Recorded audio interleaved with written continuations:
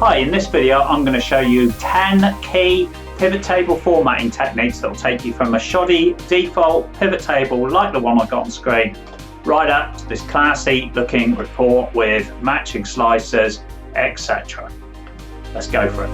Right, so I've got my orders data here and this has just been set up as an Excel table, and I've created this pivot table here. So you can download this spreadsheet, links in the description, no details required, anything like that, straight down on your PC so you can work along. So I'm going to start from this default pivot table, which is something that would just appear on screen without any formatting. So I'm just going to take a copy of that sheet, just drag that along with the control key highlighted and call this pivot. And I'm going to apply the 10 steps that I just did to get it to look like this with the matching slicer.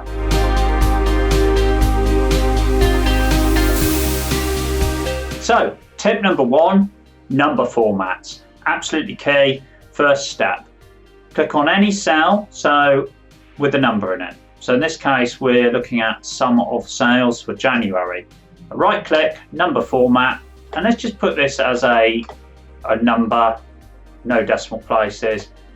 And what you'll notice is that I'll highlight all the cells. It's all the sales formats, sales number formats that have changed. But these profit numbers are the same as they always were. So that's the first key point. Every cell in a pivot table, every sort of number, if I just go back to the field list here, you'll see each one of these in the values bit has to be formatted independently. So you want to make sure that you're minimizing the number of items in there. If necessary, use Power Query, which is outside of the scope of this video, I'm afraid. So we formatted that one, and now we need to format this one as well. But what I'm actually going to do is, because you can put anything on here, I'm just going to build up a custom number format. Now, I've already done this ready in this video, and all I've done is put like a single decimal point, and then I put a comma at the end of each format number, so the positive and the negative. And what that's going to do is make it show the numbers in thousands, because I notice most of these numbers are in thousands anyway. So when I do that, you'll see we get, you know, much smaller numbers on the profit, and then we can do the same on here, custom down to the bottom. Much better already. That's tip number one, number format.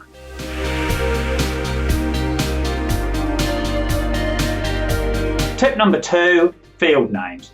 Now you can see we have in here sum of sales, sum of profit, and depending on how your pivot table is, you might have similar things on column headings, stuff like that, counts of this, sums of that.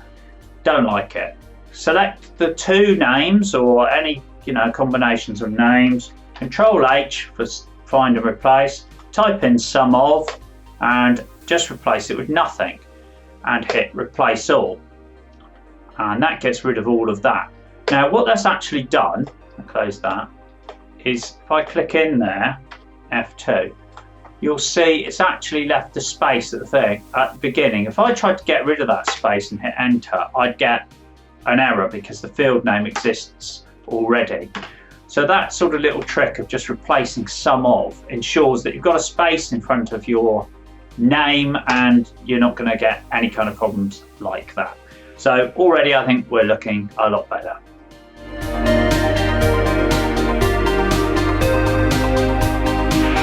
Tip number three, now we're really making a difference. Now we want to go into pivot table styles. So in the design tab, if you're in the pivot table, you can click down and you can pick a style, and you can hover over these and just see them sort of populating what they might look like. Now I'm going to pick this one at the moment because I've got various subtotals and things, and having these extra lines in there is quite useful, I think. So I'm going to pick that one. So get your pivot table style and you're already looking like a great little report now.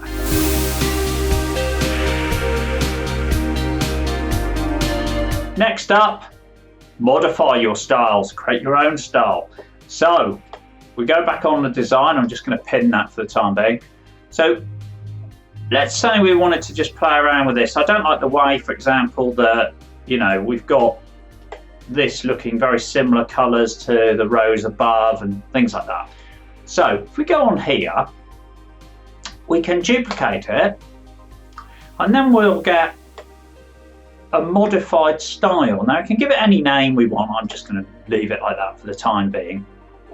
And let's just alter a couple of things. So the header row, for example, we can format, do anything like this. So I'm just going to make that one shade darker, and we'll make sure the font's white, and it is.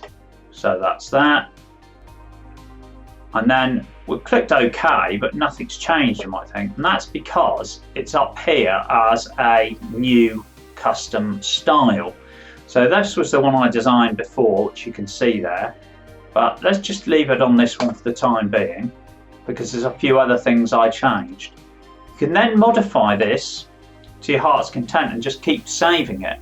So as well as the header row, for example, I did the row subheading, which again I filled by making just a bit darker.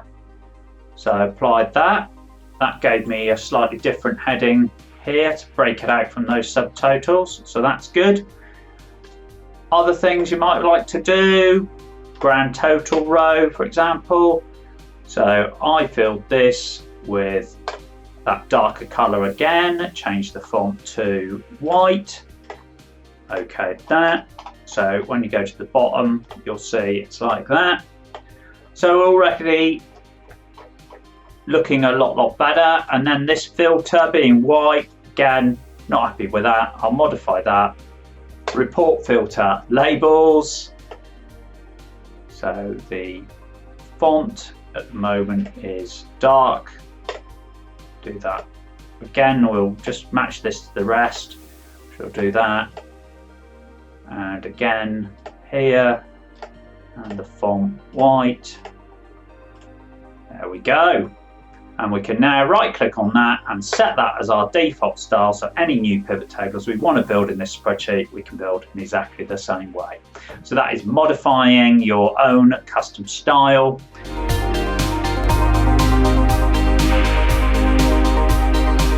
Tip number 5, really quick one.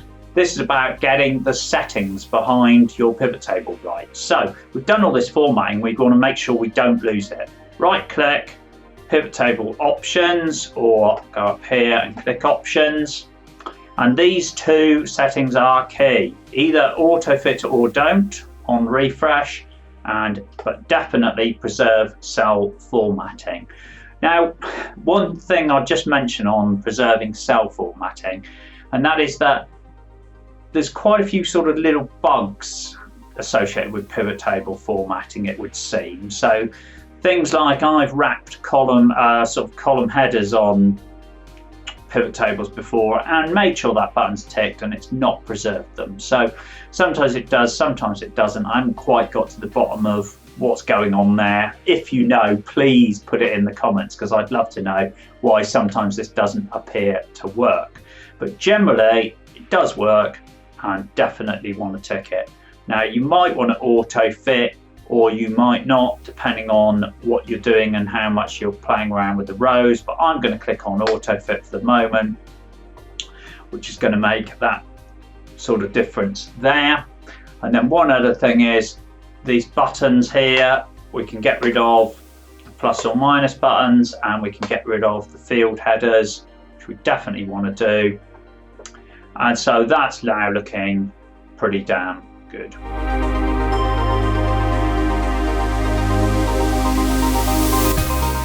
So tip number 6 is about highlighting individual aspects and formatting individual things within a pivot table. And there's a definite technique and a whole load of kind of little fiddly things that if you get them wrong will really mess you up. So I'll get you my best sort of tips on this, what I've learned over the years.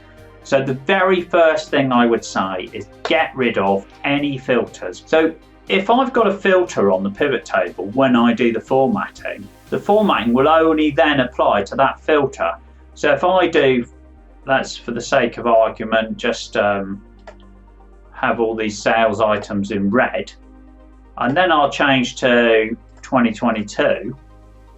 It's completely gone. If I go back to 2020 though, they're back red again. So I'm just going to undo that. Now, I went through the trouble of applying a whole load of special filtering to 2021, only to realise, of course, that I'd forgotten to take this filter off. So this is how I want it to look like, and that's what I'm going to show you what I'm going to do now. But what you need to do is get rid of that filter, get rid of any filters at all, because if we apply this when there's no filters set, then when we apply filters, everything will be okay and it will remember it.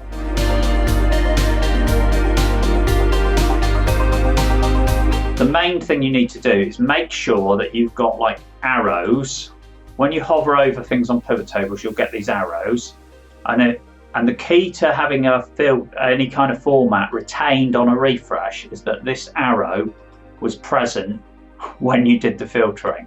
So let's just try that September highlight. So I'm going to try an August highlight actually. And so by doing that, I can make sure that just August is highlighted. If I incidentally sort of drag that down, it wouldn't necessarily have the same effect. So just make sure you've got that arrow.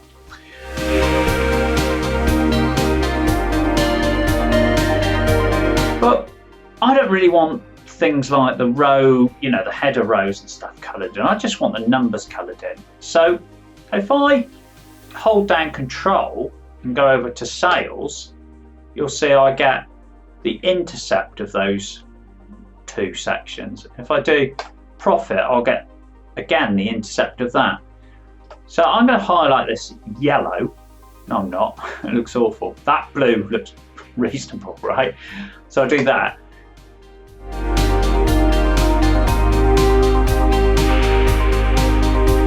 But now you see I've got the subtotals highlighted, which maybe I don't want. Maybe I do, maybe I don't. But what I'm going to show you, of course, is that then you can highlight those two. And if you say you want no fill on those, it doesn't sort of empty the style. It reverts back to the original style. So you don't need to like find your exact color and match it or anything. You just go no fill. And there we have that. That will withstand a refresh, as you can see.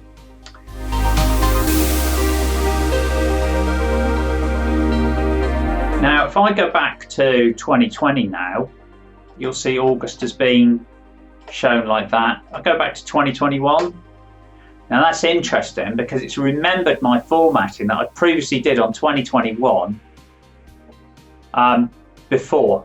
So I'm just going to get rid of that. If you're currently in, for the sake of argument, August 22, filter it to 22, put that on, and it will retain it. Now, of course, you could use that technique for like actuals versus forecast kind of colouring if you want. So every month you just go in, filter it to the current date, year, highlight one more column. Then when you go back through history, you'll find everything be highlighted and retained. So actually quite a useful feature.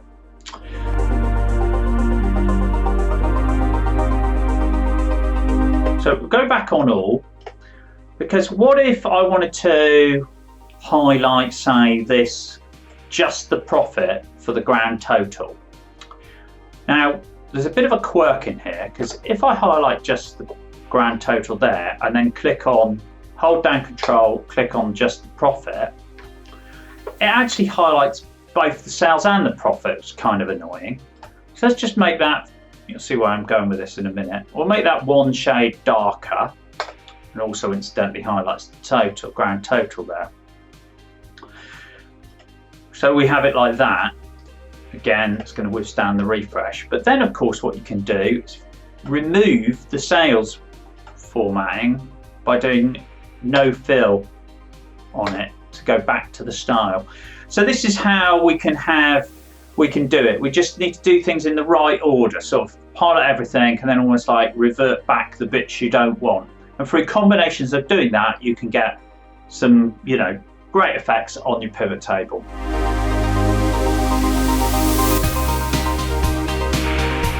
Right, now we're really getting going. So, conditional formatting. Same kind of techniques for highlighting. So, but again, some subtle differences. So, let's say we want all the profit heat mapped, which I think is a good idea. We just click on one profit cell, a bit like we did for number formatting really. I'm going to go up here, and I'm going to pick this sort of green and red one here. And of course, that's just going to do that cell. And we get this little formatting options here next to it. And you'll see we can say we want anything with a profit in it. And if we do that, the downside of that is it includes all our grand totals and makes everything look poor. So almost always we'll want this one, which is the intercept. And in this case, it's for customer segment and order date, just the numbers, doesn't include any of the subtotals. If you go in and have a look at editing the rule, you'll see the midpoint is a percentage. And it might be, if you're looking at a profit number, I think it's much more useful to have it going red below 0 and green above. So we shall change that.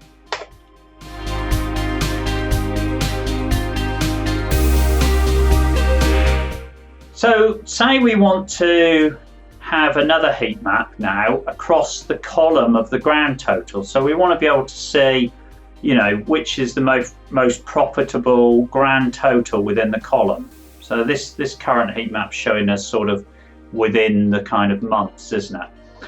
So we could sort of highlight this and then maybe say hold control and hit profit. But you can see from doing that, it's also highlighting the subtotals and indeed as well the grand total profit. So we don't want that included in our heat map. So what we need to do is go to the design and we'll take off the subtotals. Now you would think, logic would tell me anyway, that I could also take off the grand totals and that would prevent them being applied, the conditional formatting being applied, but for whatever reason, it doesn't work. It's one of those quirks, call it a bug if you like, in Excel pivot tables. Certainly this one I'm trying. So anyway, I've taken off my subtotals. I can now highlight the cross section. So hold down Control, hit it again. Now I've got all my profit figures highlighted there. I can apply my conditional formatting. I'm going to apply this one, which is wrong incidentally. I'll show you how to correct it later.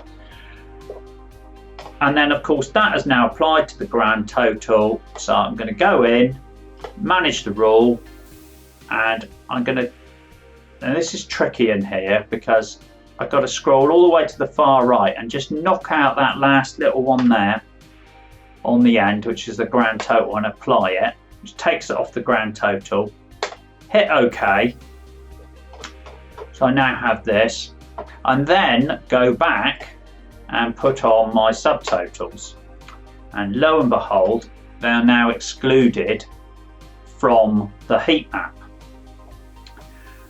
and so is that grand total, and that will withstand a refresh as well.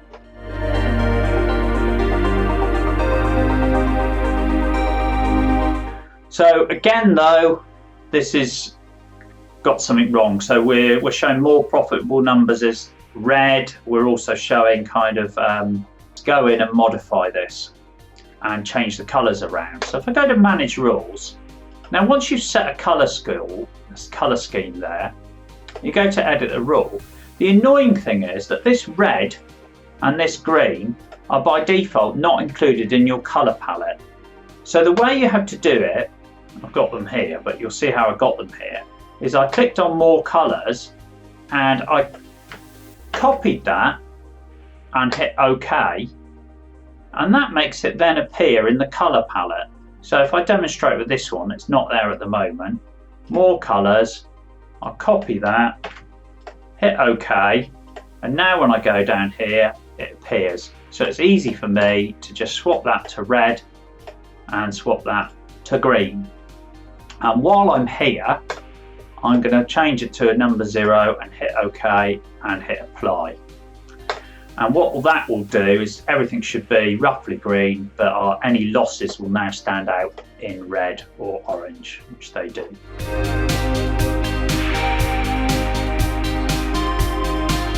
Right, now this is still a little bit messy, I would say. So I'm going to add a slicer so we can look at these different regions in the pivot table separately. But of course, normally when I put in a slicer, it's going to look completely different to the rest of the pivot table because it's going to default again. So just to demonstrate that, so we're going to insert a slicer for region, hit OK, and we've got it here. So I'm just going to insert a few rows at the top. So Shift space to highlight whole row, Control Shift plus to insert rows.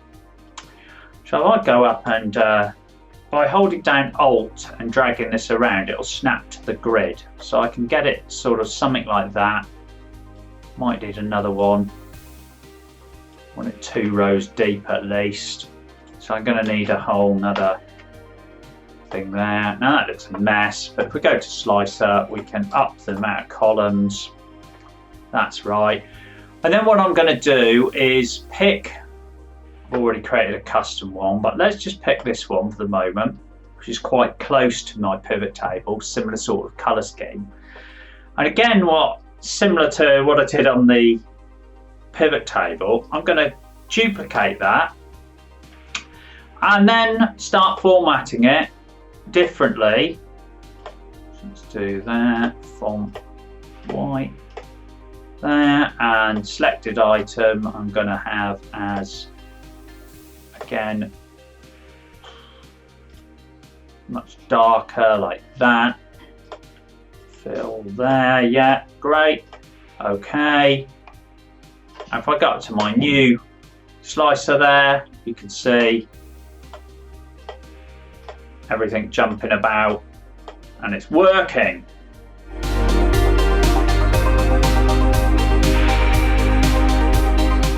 So you probably noticed as well these columns jumping around now because each region has different size numbers. So this is where you might decide, actually I'd be better off, take it off filter, sort of having these columns set as a standard width. So once I've got it lined up with my slicer, I'm going to go back to the options, I'm going to untick this auto fit, and that way then, now as I go through the various different regions, I'm basically getting everything sort of staying in line.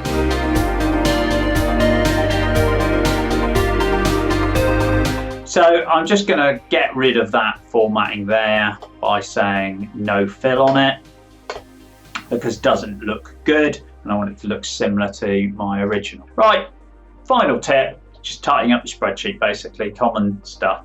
So we're going to insert a little column to the left here, insert a row above, and then we can switch off the grid lines, the headings. I mean, we could even perhaps, depending on the rest of the spreadsheet, click off the formula bar. Let's leave it on for now.